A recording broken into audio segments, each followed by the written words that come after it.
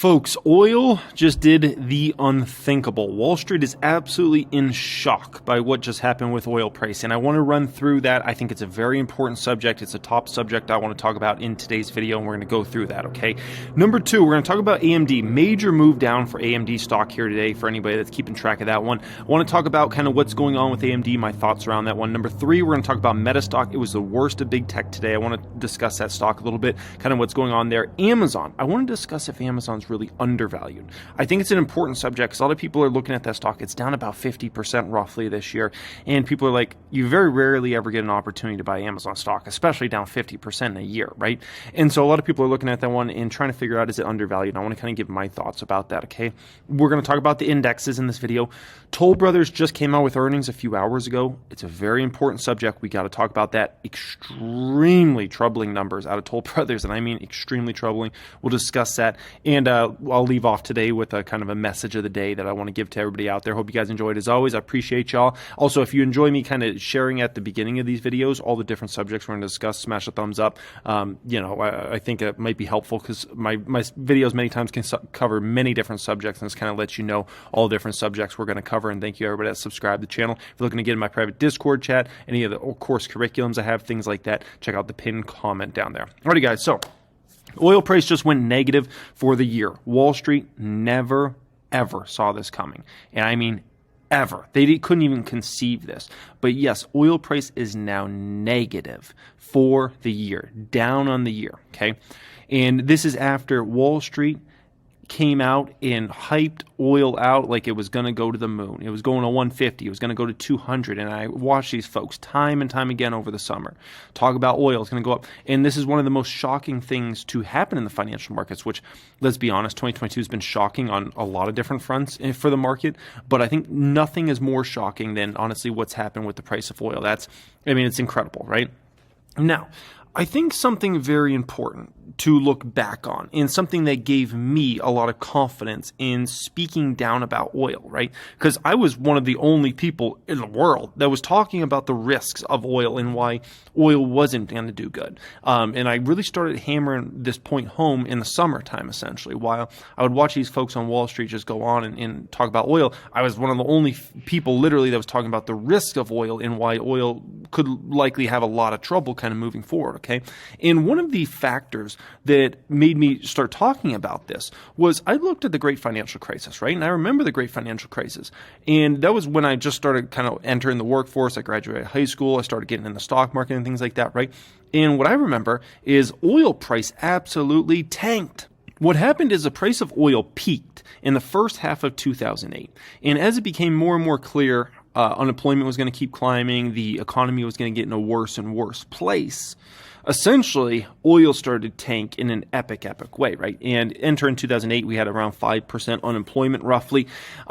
Enter in 2009, obviously, we were at 9%, right? And you could see the difference, in obviously the price of oil, right? 2010, 9%, 2011, 9% unemployment, very high unemployment numbers going into all those years, right? And what happened was oil was obviously at much lower prices than previously thought, right? And so if you're very worried, and if the stock market gets very worried and concerned about the state of the economy and about unemployment going up and things like that, naturally, what you're going to find time and time again is oil is not going to perform well in that environment. And the price of oil is going to go down and down and down, okay?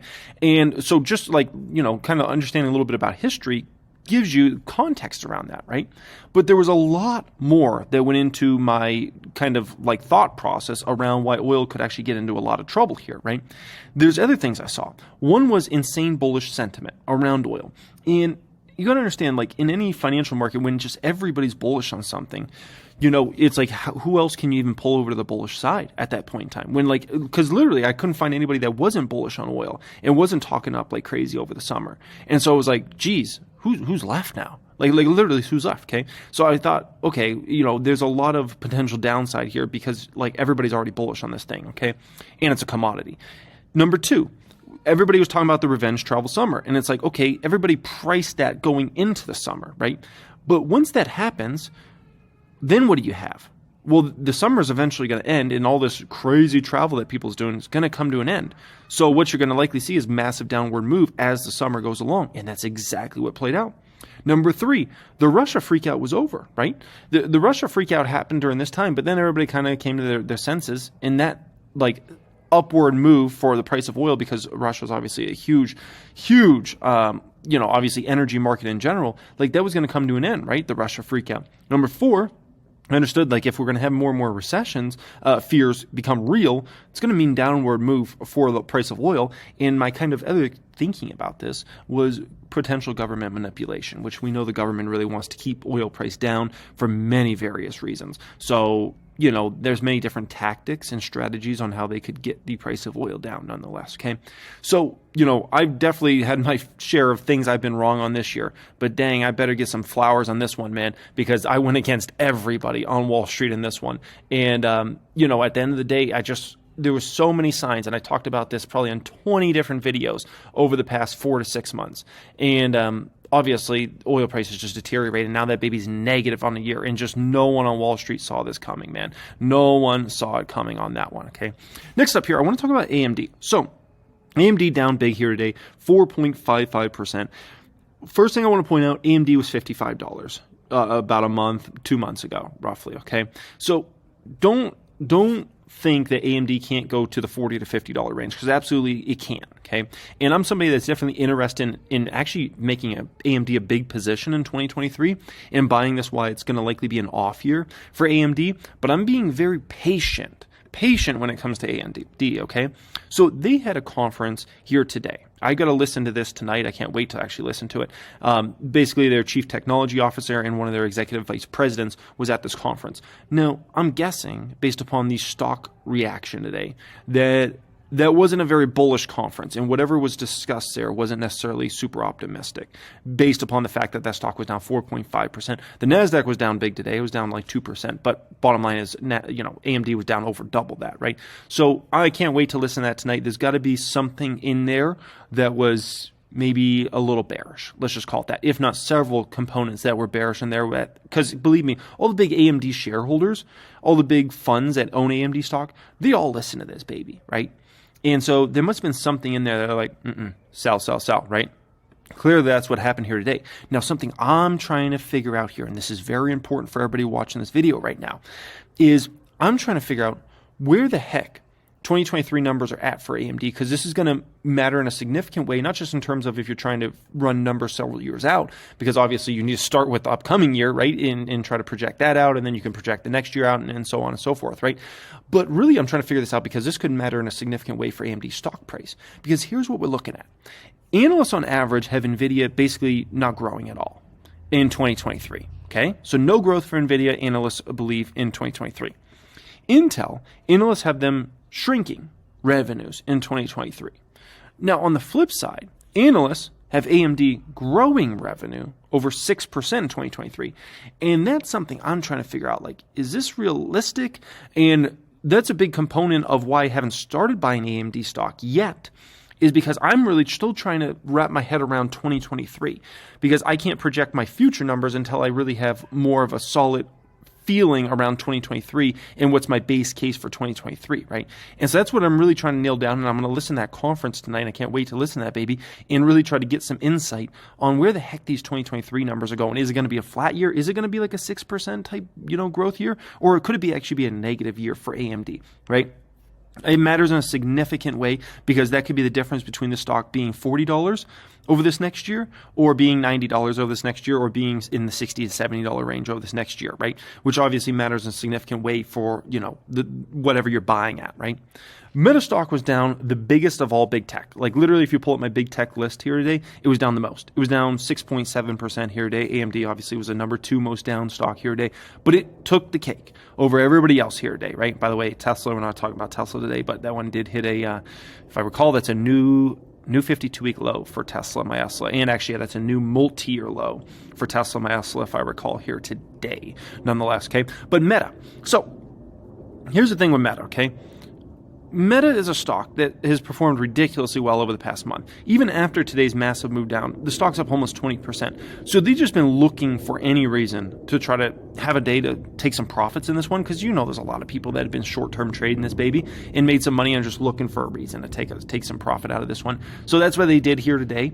And kind of it is what it is. For long-term investors of Meta, if I were you, I would hope, and I'm a long-term investor in Meta that wants to continue to buy the stock, I would hope that this stock stays in anywhere between the $90 and $120 range for like the next year. It might not, even if the economy is in a rough place, and it might actually start to rally quite a bit in 2023. But as somebody that's a long-term investor in this company and wants to buy more shares, I'm hoping it stays between $90 and $120 a share for this like next year. I don't know if it's super realistic, but I think it can at least stay there for the next few months. That's my hope, outside of some sort of massive rally for the market, which is tough to come by nonetheless. Okay, so Amazon stock is down 48.2% this year. Almost 50% it's been cut in half. And Amazon's been cut in half a few times in its history, but it's been a long dang time since this one's been cut in half, right? And it's significantly underperformed the market today. NASDAQ down about 2%, the stock down over 3%, right? So, over 50% worse than the market nonetheless. And if you look at Amazon just on face value, you would think like it has to be a buy, right? Great company, down 50% roughly this year. You have to be a buy, right? It gets a little more complicated. The first thing we got to understand is Amazon's trading at a 46 forward PE ratio, right? So that's not cheap, especially in a market where you can find countless other stocks at forward P's under 20 that actually have great long-term prospects, just like Amazon. Meta has, in my opinion, great long-term prospects at trades at a forward P well under 20, if not under 15. Google's under a 20, right? Great long-term prospects there. AMD trades under a 20 forward PE. So you look at there's a lot of opportunities in the market that are forward P's under 20. We got Amazon trading at 46. So just on face value, I would say Amazon's not necessarily cheap, okay? That's the first thing we got to understand. The second thing we got to understand is Amazon has had a tremendous past decade with net income. And that's one of the reasons the stock has done very well over the past decade, is their net income has gone to the moon, literally, okay? And it's been absolutely amazing from this company being literally a money loser in 2012, right? To 2021, they have $33 billion of net income. That's incredible. Now, something we have to acknowledge is in 2020 and 2021, they had a lot of artificial help, right? They had the government with the stimulus money and all those sorts of programs. They had a lot of people forced to be home.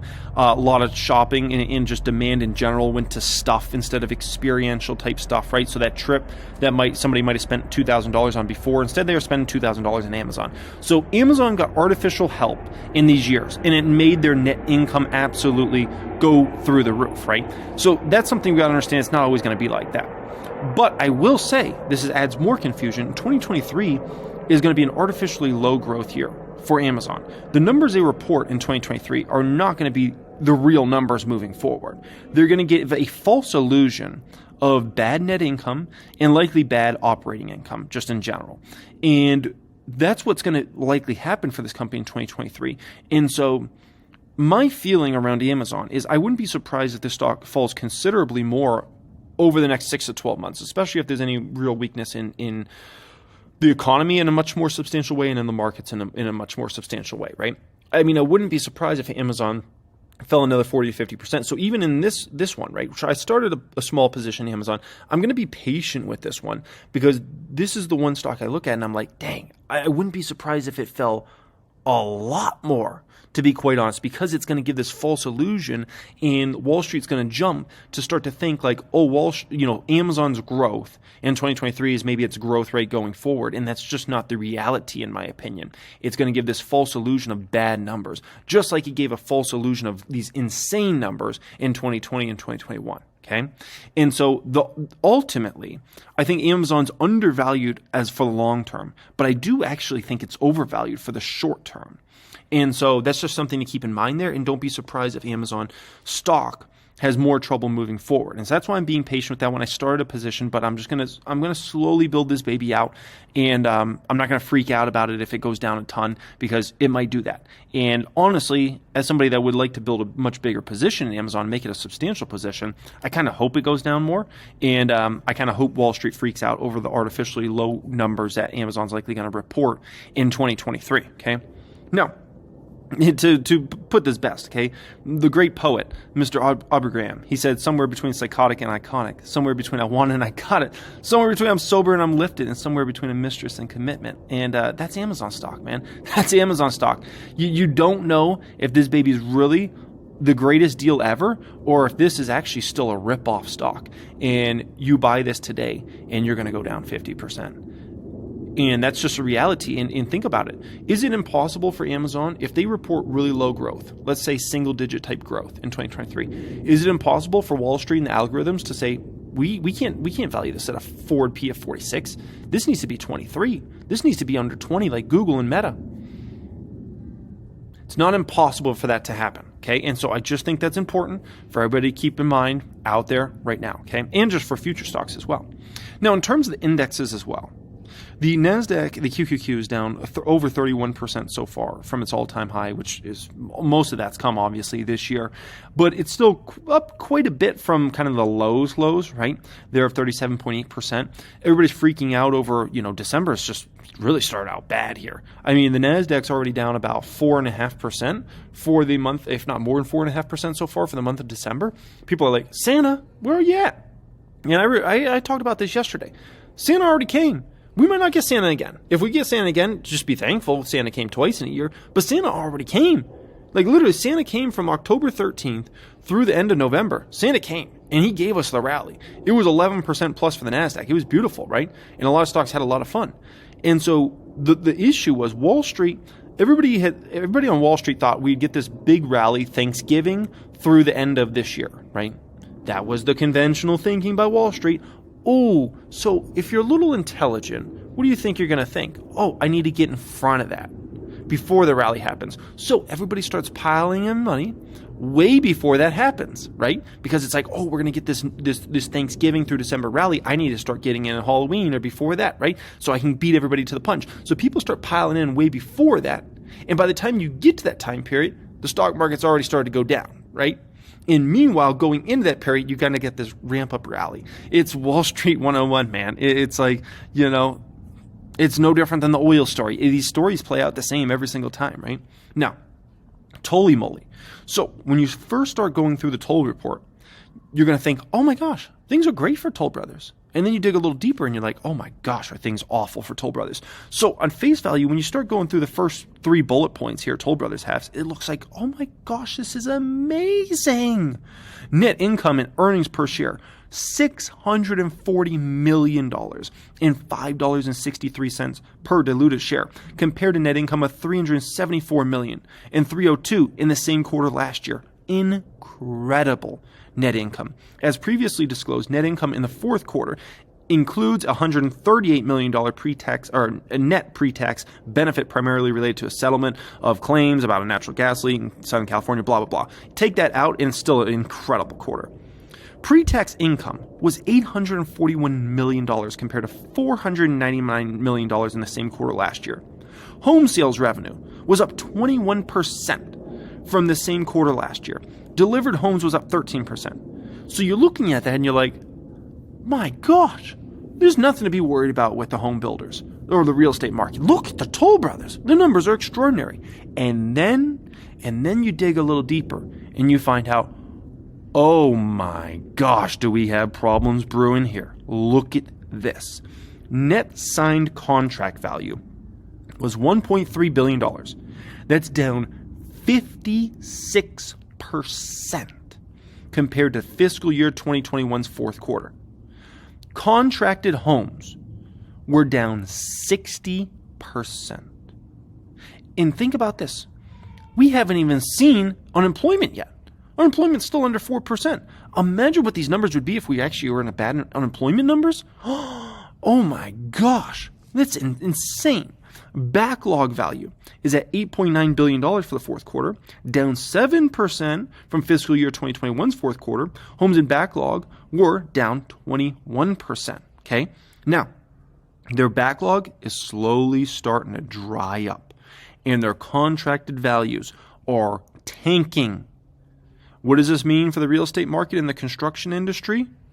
Exactly what I've been predicting time and time again, is as 2023 goes along and these companies start running through their backlog, there's going to be ultimately, unfortunately, start to be a lot of jobs lost in these different components, like home building, for instance, right? Because the backlogs are going to start drying up and get bone dry. This is even worse news, okay? While fiscal year 2022 was a year of records for our company, the dramatic increase in mortgage rates since March presents a challenging market as we enter fiscal year 2023. Many home buyers are on the sidelines waiting for clarity in direction of the mortgage rates and the overall economy. I don't think we're going to get clarity around that anytime soon, I'll be quite honest, okay? Maybe in a year, but not right now. Our net signed contracts were down 60% in units and 56% in dollars in the fourth quarter, with no discernible change. This is key. No discernible change nearly halfway through our first quarter, which means it's not like things are magically getting better. They're looking at and they're like, nope, it's not there, right? Despite the softer market, fiscal year 2023 is positioned to be another solid, high-margin year for us because of our strong backlog of 8,000 homes valued at almost $9 billion for the fiscal year end. We are projecting an adjusted gross margin of 27%, earnings per share of $8 to $9, blah, blah, blah, okay? The bottom line is, here with good old Toly Moly, is this next slide I show you here, which is very important, okay? Is going into 2023, they got this big backlog, but it's shrinking. It's shrinking, and it's shrinking fast.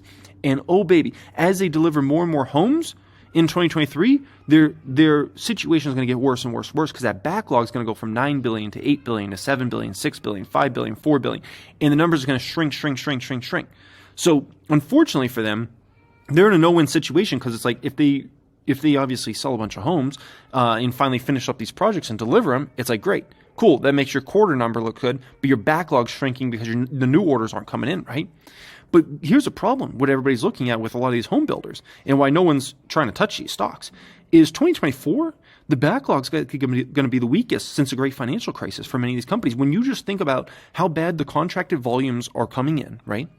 And you take into account the fact that things are likely going to get worse before they get better, because we have super high mortgage rates that are likely going to stay high for at least 6 months, if not 12 to 18 months. And if the unemployment picture gets very, very bad, right? And there starts to become a lot of fear in the real estate market, which we've only had baby fear in the real estate market so far. If we get a major fear, oh my gosh, like it's lights out. And so for a company like Toll Brothers, like the story gets worse before it gets better. And unfortunately, the story's probably going to get a lot worse. And right now, the only thing they have going for them is this massive backlog. But do keep in mind, what happens if some folks cancel some orders? Let's say the real estate market starts to get really ugly, right? Prices start to decline in a massive way. What if some people lose jobs that have bought some homes and they can't afford to, when that home's ready for delivery, they're like, I can't afford it. I can't afford it now. What happens in that scenario? Then Toll Brothers has to go back to Toll Brothers inventory. They have to try to sell it, but if the buyers aren't out there, then Toll Brothers is sitting on a house and out of a bunch of money out of pocket, right? Oh, that could be a very, very bad scenario there. Okay, so this is something to keep in mind in a major way. Okay. Now, my message for folks out there is, a great Warren Buffett quote, one of my favorites ever, is the stock market's a device for transferring money from the inpatient to the patient. And I think in 2023, everybody's just got to be very patient. Understand you're going to get a lot of good pricing on a lot of stocks. A lot of the highest quality companies in the world, you're going to get very nice discounts. But do not get impatient in terms of hoping like the stock prices go up in the short term or something like that. If anything, root for them to go down so you're able to buy stocks for obviously great prices. Be very careful of things like margin, and ultimately don't even think about touching it, because at the end of the day, like, you don't know how bad things can get. We don't know how bad the economy can get. What if we're going to go into a great financial crisis? We might not. But what happens if we do? Then you're talking about, obviously, the index are going to be in a much worse place. The Dow has a long way to fall. If this economy is going to where it's probably going to go over the next 12 to 18 months, the Dow stocks are going to have a tremendous fall from here, okay? The NASDAQ will have more to fall. The big techs will have more to fall. Apple will have more to fall, which will pull down a ton of other stocks, okay? And so this is just, I think 2023 is a very important year to understand you're going to get great deals on countless of the best quality companies in the world. Take advantage of those. Be patient. Don't get frustrated if the market's tanking and the economy is going in a bad place. Because at the end of the day, you're going to get some opportunities out there in the market that you're never going to have gotten in almost any other situation other than pretty much the great financial crisis. And you don't usually get those elongated times to buy the highest quality companies at discounted prices. Okay, so I think that needs to be said out there. Appreciate everybody joining me as always. If you're looking to access my private Discord chat, whether it be the entire Discord chat or just sub-Discord chats, or whether you're looking to access all my different course curriculums, the blueprint, things like that, check out the pinned comment down there, and you can join us in there and say hello once you join. Much love as always, and have a great day.